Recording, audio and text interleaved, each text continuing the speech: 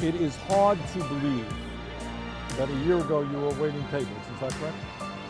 I cannot recall any political figure in the modern history of this country who in the course of 1 year, and she is the youngest woman ever elected to Congress, I cannot recall one person who has played a more transformative role in American politics than Alexandria has. It's really been extraordinary.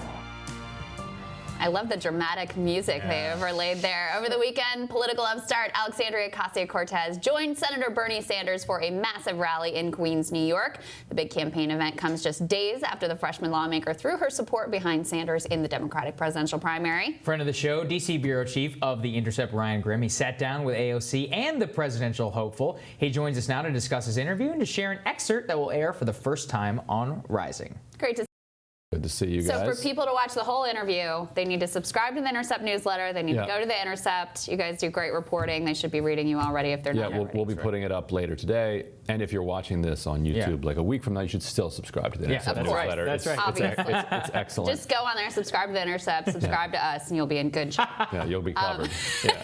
So just talk a little bit about the atmospherics of the and you guys rally. have a newsletter too. We do. Which is quite Everybody good. should subscribe. Thank you. Rising.substack.com, obviously. So tell us about the rally. What was the atmosphere like? How significant of a moment do you think this was for Sanders' campaign? It was sort of like a festival, and the kind of weed smoke kind of helped the vibe.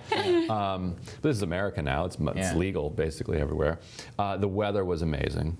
The first rally that Sanders had out of the gate, miserable. You remember him and his gigantic coat. Yeah, that's right. Forgot about that. They were certainly gifted with the opposite this time.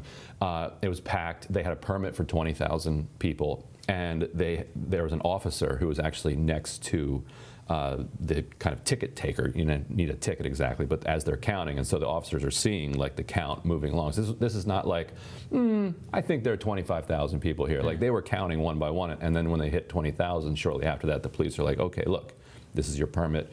So after that, people kind of filled the streets and kind of the surrounding area.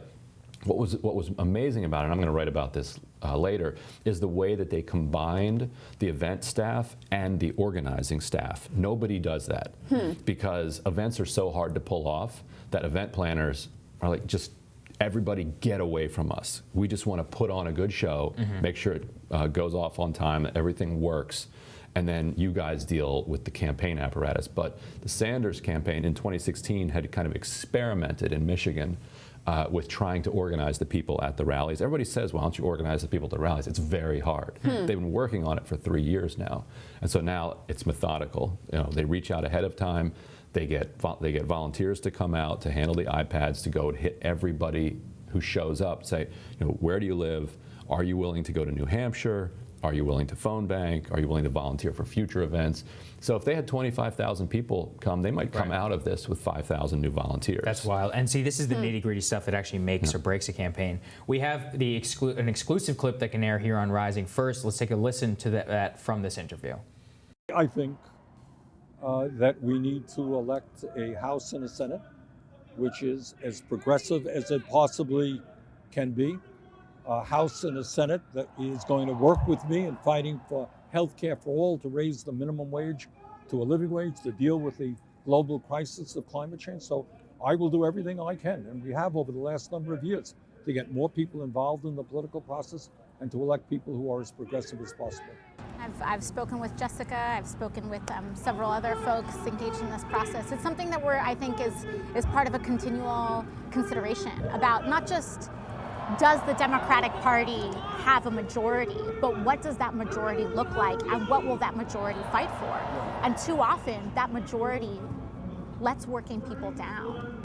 And Ryan, basically here you were pushing them on, how come you haven't waded into a few more of these primaries? Are you going to get involved with Jessica? Are you going to get involved in other ones? And what did you think was significant here? Right, yeah, the question there was like, why haven't you all got more involved in primaries? Because it's great to raise consciousness, it's great to build a mass movement, but that is significantly expressed through primary challenges to establishment Democrats.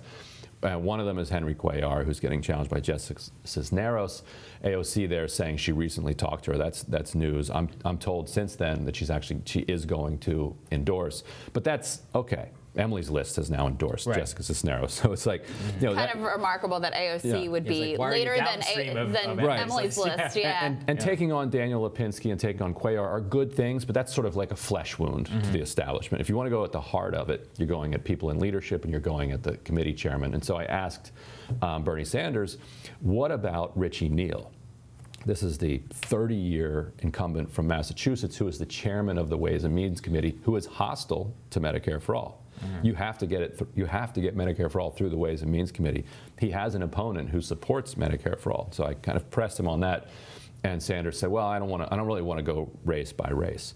And so Sanders is really banking on the idea that he's going to be able to create so much energy that even if he doesn't get behind Neal's opponent and Neal's opponent loses, that Neal himself will have to flip. Yeah, when he's when banking Sanders on that outside pressure. That's a tough bargain to make, Ryan. I mean, that's not traditionally how Washington works into past transformative legislation. What are some of the other? One thing that struck me was during AOC's speech when she was talking about what it was like to be in Congress, what the pressure from corporatism and from the establishment, what that actually feels like to walk through the halls. What did you make of that as somebody who's watched her kind of develop as a politician? It was interesting to see her get into that because you can tell that that's something that she's been grappling hard with. And the way that she talked about the vice-like pressure hints at the kind of social pressure that you feel on Capitol Hill that is hard to explain to people without sounding like you're just weak. But you are one of 200 plus members of a caucus who are something of a team competing against the other team, is this Republican team, and there's a huge amount of pressure to be a team player. And that whenever you're bucking your caucus, that you're then supporting the Republicans. And you see these people all day. You go on retreats with them. You see them on the House floor. You see them in the hallways. And it takes a special kind of personality to not be completely worn down by this constant aggression from people who are thinking, why are you out to get us? We're in this for the same reasons that you are. We just have a different district, or we just have a different style. And all of those things on top of what everybody talks about, the structural obstacles, combine to try to crush the soul of anybody who enters into this institution. And she's kind of hinting at that. And she certainly has been taking her licks from Speaker Nancy Pelosi. She got rid of her chief of staff, pushed out her communications director. There were some serious wins that the establishment had in their fight with her. Interesting. And you're in touch with both the Warren and the Sanders campaign. You have great sources with both. How significant do both of them see AOC's endorsement as being? I think the way that they both see it, I think, is that it's a lift for Sanders. It would have been a bigger lift for Warren because it would have been more surprising. It would have. It would have been a killer for Sanders in a lot of ways. Yeah. But on the other hand, the benefit to Warren here is that if she can still survive, like if this doesn't put Sanders over the top, then when Warren wins, if Sanders, Rashida Tlaib, if she comes around, Ilhan Omar and Ocasio-Cortez all collectively endorse Warren kind of at the same time, that could give her a boost of momentum and bring people together.